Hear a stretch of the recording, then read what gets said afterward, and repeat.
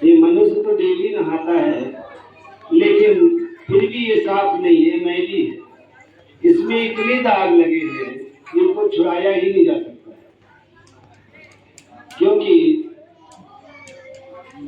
धर्म का दाग, जाति का दाग, नाम का दाग, संप्रदाय का दाग, पंथ का दाग, इतने दाग हैं कि एक दाग हो तो छुड़ावे।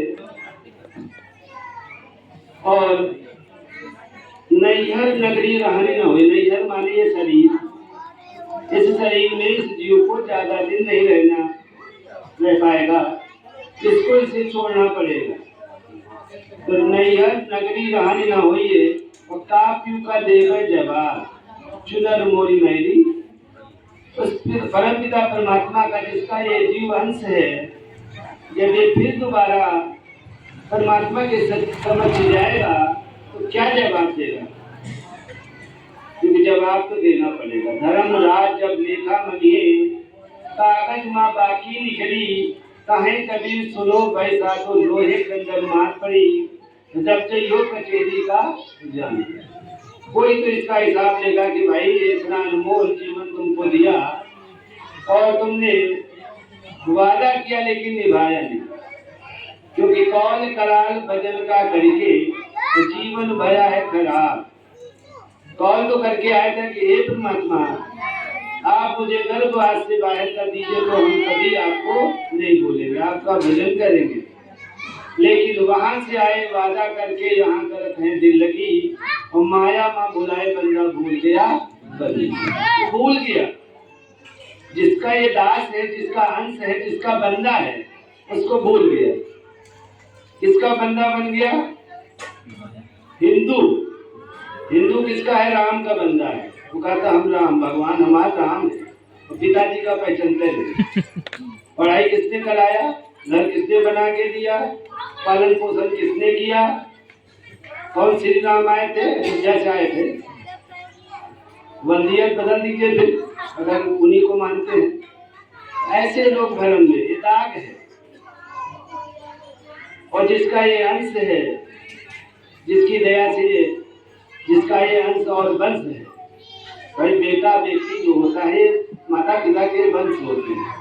आगे चल के उनका घर द्वार प्रॉपर्टी को उनका अधिकार होता है। उनको ये जानता ही नहीं, खाली प्रॉपर्टी बांटे का अधिकारी है और बाकी पूजा मान्यता उसको देगा, दूसरे जैसे कोनो रिश्तेदारी नहीं है। यही अज्ञानता। और ये शरीर को ये धो धा के बहुत पवित्र करता है, लेकिन सतगुरु धोबिया से परिचय नहीं, जय घर साबुन हाथ चुनर मोरी मैली। इसका सतगुरु से परिचय नहीं।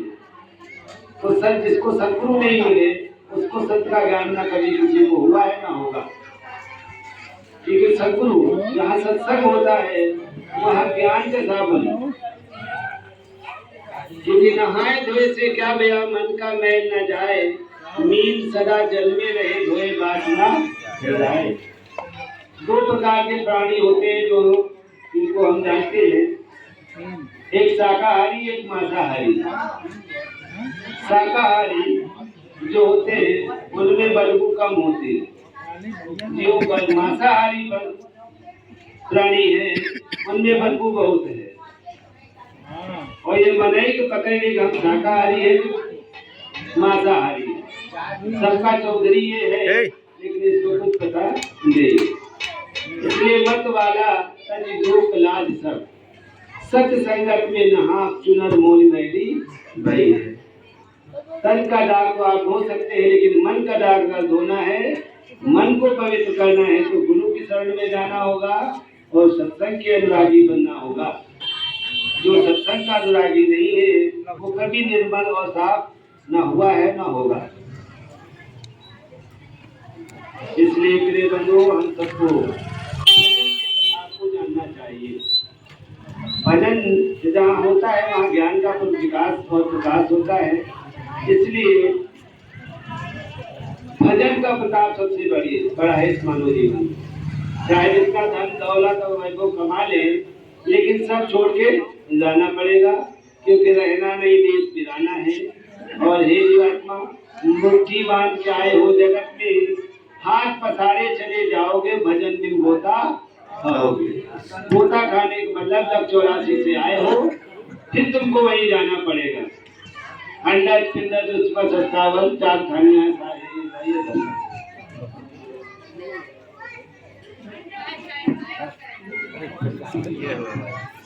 चारों खानियों में जीव बार बार इसका जन्म होता है और मरण होता है। जन्म ये चाहता है लेकिन मरना चाहता ही नहीं है। लेकिन जीने का जो मूल आधार है, सुख और शांति का जो मूल आधार है, उसको नहीं पकड़ता है। इसलिए गुरु के बगैर इसको कुछ अता पता नहीं लगने वाला है, क्योंकि गुरु बिना ज्ञान नहीं, गुरु बिना ध्यान नहीं, गुरु बिना आत्म विचारना लाहत है। इसको जब तक गुरु की शरण में नहीं जाएगा तब तक ये हिंदू बना रहेगा, मुसलमान बना रहेगा, सिख बना रहेगा, ईसाई बना रहेगा, लेकिन ये इंसान कभी नहीं बन सकता। और जहाँ इंसानियत नहीं है वहाँ शैतान वास करता है। वहाँ ना खान सही होने वाला है, ना पान सही होने वाला, ना विचार सही होने वाला है। क्योंकि जैसा अन्न वैसा मन, जैसा आहार वैसा विचार। तो जो मूल आधार है उसको हमें सही करना है तो गुरु की शरण में ही जाना पड़ेगा। क्योंकि राम कृष्ण से को बड़ा उन्हों तो गुरु की, तीन लोक करता धनी गुरु आगे आधीन। जिसको ये मानता है वो गुरु के आगे आधीन है और ये उनका पकड़े है, जिससे को न मिला है न मिल पाई है।